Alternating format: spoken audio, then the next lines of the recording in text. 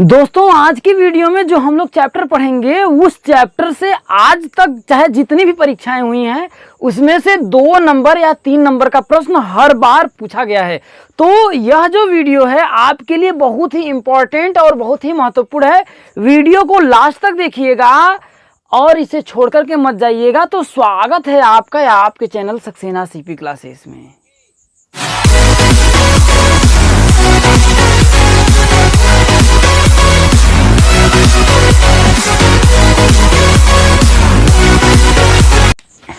तो जैसा कि दोस्तों आज हम लोग जो चैप्टर पढ़ेंगे 7 अवर्गीकृत आंकड़ों का पिक्टोग्राफ, बार ग्राफ, पाई ग्राफ द्वारा निरूपण। तो सबसे पहला जो मेरा टॉपिक आता है कि अवर्गीकृत आंकड़ों का अर्थ क्या होता है।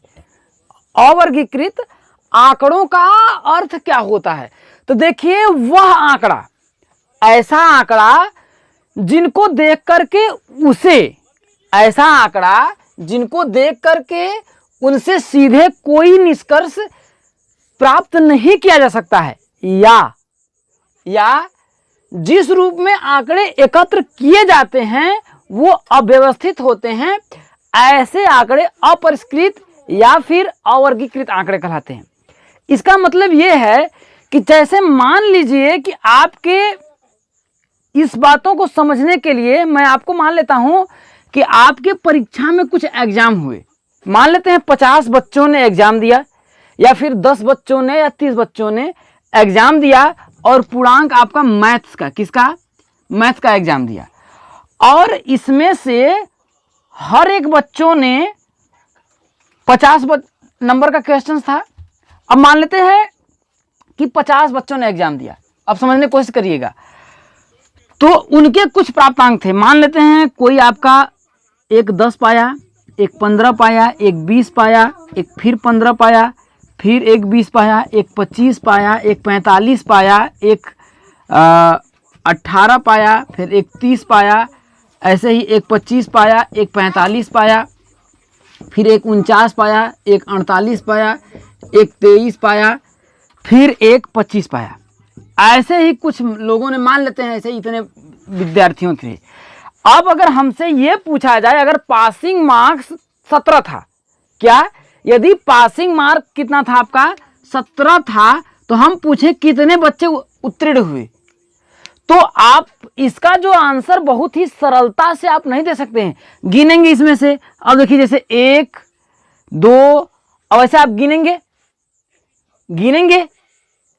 तो वही बात है कि वह आंकड़े जिनको देखकर उनसे सीधे कोई निष्कर्ष आसानी से नहीं निकाल सकता। अब आप इसको देख करके सीधे निष्कर्ष नहीं निकाल सकते। क्यों नहीं निकाल सकते? क्योंकि यह जो आंकड़े हैं वो अवर्गीकृत हैं। या फिर हम ये पूछ सकते हैं कि 30 में से 30 से कम कितने लड़के पाए? 30 से कम कितने लड़के पाए? तो आप इसको देख करके तुरंत इसका आंसर नहीं बता सकते हैं। क्यों नहीं बता सकते हैं? क्योंकि यह जो आपके दिए गए आंकड़े हैं वो अवर्गीकृत हैं।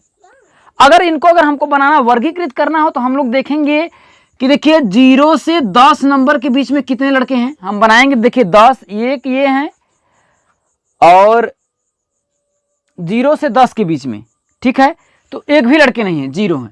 अब अगर हम 10 से 20 के बीच में देखें तो कितने लड़के हैं, या फिर 20 से कम, ऐसे समझिए 20 से कम कितने लोगों ने पाया है? देखिए 1 2 3 3 4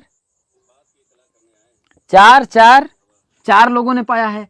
अब अगर हम करें तो 30 से कम कितने लोगों ने पाया है? तो अगर देखें, देखिए 1 30 से कम, देखिए 30 से कम, तो अब देखिए 1 2 3 4 5 6 7 8 लोगों ने पाया है। तो अगर ये इस प्रकार से अगर हम करें तो ये देखिए उनका वर्गीकृत हम कर रहे हैं। वर्गीकृत कि 30 से कम कितने 8 लोगों ने पाया है, 20 से कम कितने 4 लोगों ने पाया है, लेकिन 10 से कम कितने लोगों ने पाया है? 0 लोगों ने पाया है। तो यह जो आंकड़ा अगर हम बना रहे हैं, ये देखिए वर्गीकृत बना रहे हैं, लेकिन यह जो आंकड़े हैं वो आपके अवर्गीकृत हैं। तो आपको समझ में आ गया होगा कि अवर्गीकृत आंकड़ों का क्या अर्थ होता है। तो देखिए अवर्गीकृत आंकड़ा क्या होता है कि वह आंकड़े, सैकड़े नहीं, आंकड़े, क्या आंकड़े, वह आंकड़े जिनको देखकर उनसे सीधे कोई निष्कर्ष आसानी से निकाला नहीं जा सकता है, उसे क्या कहते हैं हम लोग? उसे क्या कहते हैं? अवर्गीकृत आंकड़े कहते हैं। वर्गीकृत नहीं, अवर्गीकृत या अपरिष्कृत करते हैं आंकड़े कहते हैं। तो आइए इनसे और सब चीजों जितने भी हैं उनको हम लोग देखते हैं। तो आइए दोस्तों, आज हम लोग इसको अब हम लोग देखते हैं कि चित्रों एवं आलेखनों द्वारा निरूपण इसको कैसे करते हैं। तो जानते हैं कि जो आपके अवर्गीकृत आंकड़े हैं उनको कोई भी आदमी, सामान्य आदमी उसको आसानी से नहीं समझ सकता है, लेकिन यदि इनको चित्रों के द्वारा यदि इनको चित्रों के द्वारा, चित्रों के माध्यम से समझाया जाए तो कोई चीज क्या है कि उनको बहुत ही अच्छी तरह से समझ में आ जाती है। कोई भी बात हो, जैसे अगर हम टीवी देखते हैं, कोई पिक्चर देखते हैं तो पिक्चर बहुत जल्दी हमको याद हो जाता है, लेकिन यदि हम लोग पढ़ते हैं तो वो चीजें हमें क्यों नहीं याद होती? क्योंकि यदि मैं उसका चित्र बनाऊं, कोई भी स्टोरी, कहानी अगर सुनाया जाए तो चित्र बनता रहता है, दिमाग में बनता रहता है, तो वो चीजें याद हो जाती हैं। तो जिस प्रकार से मैं एक क्वेश्चन लेता हूं, जैसे देखिए चित्रों एवं आलेखनों द्वारा निरूपण। अब ये मैं एक प्रश्न लेता हूं, जैसे मान लेते हैं एक दुकानदार है, अब समझने की कोशिश करिएगा। एक दुकानदार है, वो सोमवार को, अब देखिए सोमवार को जैसे मान लेते हैं वो गेंद बेचता है, समझिएगा सोमवार को गेंद आपका बेचता है, जैसे मान लेते हैं 4 गेंद ये 4 बाल ऐसे बेचता है, ठीक है। मंगलवार को मान लेते हैं 3 बॉल बेचता है। बुधवार को मान लेते हैं वह 1 2 3 4 5 6 7 8 9 10 बाल बेचता है। और गुरुवार को गुरुवार को मान लेते हैं 3 बाल बेचता है, 4 बाल बेचता है, ठीक है, क्या 5 बाल बेचता है, ठीक है। और शुक्रवार को वह क्या करता है, फिर 4 बाल बेचता है, समझने की कोशिश करिएगा। और शनिवार को वो 1 बाल बेचता है। और रविवार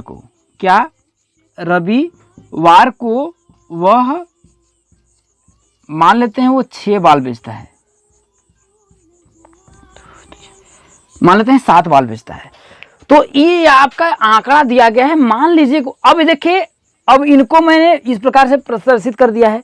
तो इस प्रकार से अगर आपका क्वेश्चन बने कि किस दिन बेचे गए गेंदों की संख्या अधिक है, तो आप इसको देख करके देखिए, अगर यहाँ पर लिखा हो 10 तो कोई भी आदमी देख करके आसानी से उत्तर नहीं दे सकता है, लेकिन अगर उसको चित्रों के द्वारा दिखाए तो 1 2 3 4 उसका करना उसे आसान हो जाता है। तो चित्रों के द्वारा देखिए, चित्रों एवं आलेखनों द्वारा निरूपण हम लोग कर सकते हैं, आलेखन भी बना कर कर सकते हैं, ऐसे भी कर सकते हैं, है कि नहीं। तो अगर इसका उत्तर अगर हम ये पूछें कि किस दिन सबसे अधिक गेंद बेची गई, तो आप सीधे बता देंगे कि किस दिन, बुधवार के दिन सबसे अधिक गेंद बेची गई, आप बता सकते हैं। दूसरा, अगर आप क्वेश्चन पूछा जाए कि गुरुवार को कितने खिलौने बेचे गए या फिर गुरुवार को कितनी गेंदें बेची गई, तो देखिए गुरुवार को आप बता देंगे 1 2 3 4 5, गुरुवार को 5 गेंदें बेची गई है, कांच नहीं 5 गेंदें बेची गई, क्या 5 गेंदें बेची गई। अगला क्वेश्चन अगर आपसे पूछ दिया जाए कि किस दिन सबसे कम बिक्री हुई, अगर ये भी पूछ दिया जाए कि किस दिन सबसे कम बिक्री हुई, तो आप बता देंगे कि क्योंकि शनिवार को सबसे कम बिक्री हुई। क्योंकि उस दिन सिर्फ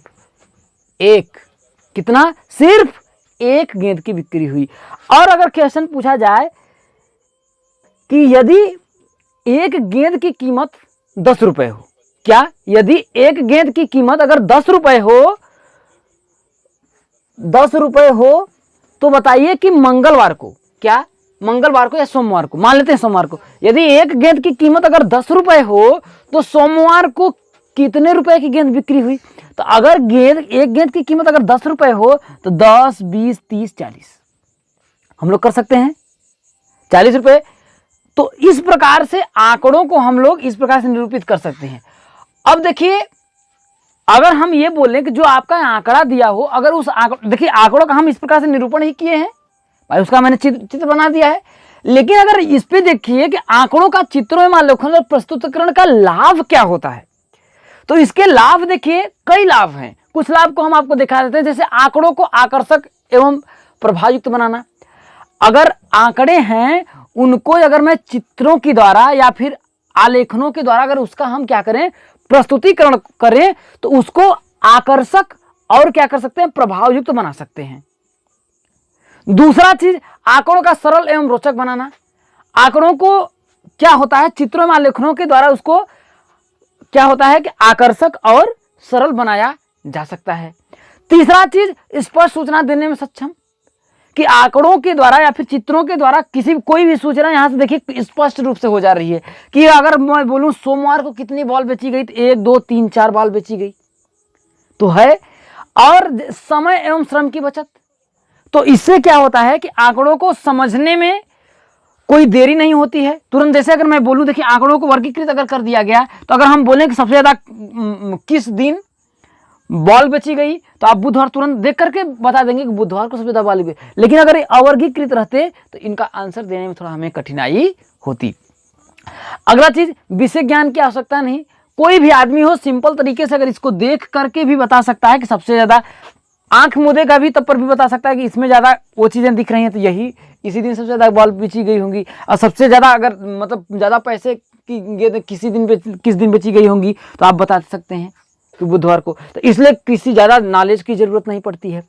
अगला चीज है कि तुलनात्मक अध्ययन के लिए उपयोगी। तो अगर हम ये बोलें तुलनात्मक अध्ययन के लिए भी आंकड़े उपयोगी होते हैं। जैसे कि अगर हम बात करें कि मंगलवार को के गेंद की अपेक्षा, क्या मंगलवार के गेंद की अपेक्षा अगर हम बोलें बुधवार को कितना गुना, भाई तुलनात्मक अध्ययन कर सकते हैं कितने गुनी या कितनी ज्यादा गेंदें बेची गई, तो इसकी तुलना में इस देखिए 10 है तो 7 गेंदें ज्यादा बेची गई, तो तुलनात्मक अध्ययन भी के लिए भी उपयोगी होता है। अगला चीज, अधिक समय तक उपयोगी। इन सब चीजों को हम लोग क्या कर सकते हैं, अगर चित्रों के द्वारा इसको बहुत अधिक समय तक ये चीजें क्या होती हैं, हमारी उपयोगी होती हैं। अगला चीज, भविष्य के लिए अनुमान में सहायक। तो ये सब चीजें जो होती हैं जल्द भूलती नहीं है। कोई चीज अगर आप फिल्म देख लें तो वो लंबे समय तक आपको याद रहती है, लेकिन आज अगर कोई चीज मैं आपको पढ़ाऊं तो हो सकता है कल आप भूल सकते हैं। तो ये जो सब चीजें हैं आपके लिए बहुत ही उपयोगी हो सकती हैं। तो चित्रों के द्वारा उनका बहुत ही आसानी से क्या कर सकते हैं, हम लोग प्रभाव युक्त बना सकते हैं। लेकिन इनके कुछ दोष भी हैं, तो आइए हम लोग दोष के बारे में देख लेते हैं, इनके दोष क्या हैं। तो दोस्तों देखिए कि इसके दोष क्या होते हैं। इसमें दोष क्या होता है कि कम महत्व क्या होता है, ऐसे चीजों पर जो लोग रेखीय प्रवृत्तियों के आदी होते हैं, क्या जो लोग रेखीय प्रवृत्तियों के आदी होते हैं वो क्या होते हैं, इसको कम महत्व देते हैं और निश्चितता का अभाव होता है। और इसका जो दोष क्या होता है कि इसमें क्या होता है, निश्चितता का अभाव होता है। तीसरा, प्रवृत्ति का प्रदर्शन, क्या प्रवृत्ति का जो प्रदर्शन होता है वो भी इसका दोष है। भ्रामात्मक प्रभाव, इस पर क्या होता है, कुछ चीजें भ्रम हो जाती हैं। और सुंदरता पर अधिक बल, इसमें क्या होता है कि सुंदरता पर क्या होना पड़ता है, अधिक बल देना पड़ता है। तो ये सब जो चीजें हैं इसके दोष हैं।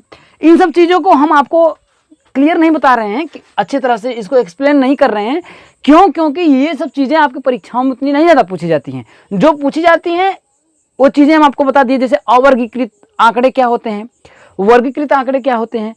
तो इस वीडियो को हम लोग इतना ही रखते हैं। अगले वीडियो में हम लोग आपको पिक्टोग्राफ कैसे बनाया जाता है, अगर आपसे पूछ देता है, देखिए ये चीजें आपका पूछेगा कि पिक्टोग्राफ कैसे बनाया जाता है, बार ग्राफ कैसे किया जाता है और पाई ग्राफ, इन तीनों के द्वारा जो निरूपण कैसे किया जाता है, ये चीजें आपको 2 नंबर का हर बार पूछा जाता है। हर बार ऐसा कोई प्रश्न एग्जाम नहीं कि जिसमें ये चीजें ना आई हों। तो इस वीडियो को इतना ही रखते हैं। उम्मीद नहीं, पूरा विश्वास है कि आपको जो चीजें मैंने आपको बताया अच्छी तरह से समझ में आई होंगी। यदि वीडियो पसंद आया तो इस वीडियो को लाइक कर दीजिए और चैनल पे नए होंगे तो चैनल को सब्सक्राइब कर लीजिएगा, ज़्यादा से ज़्यादा अपने दोस्तों तक शेयर करिएगा। तो इस वीडियो में इतना ही, बने रहिए सक्सेना सीपी क्लासेस के साथ।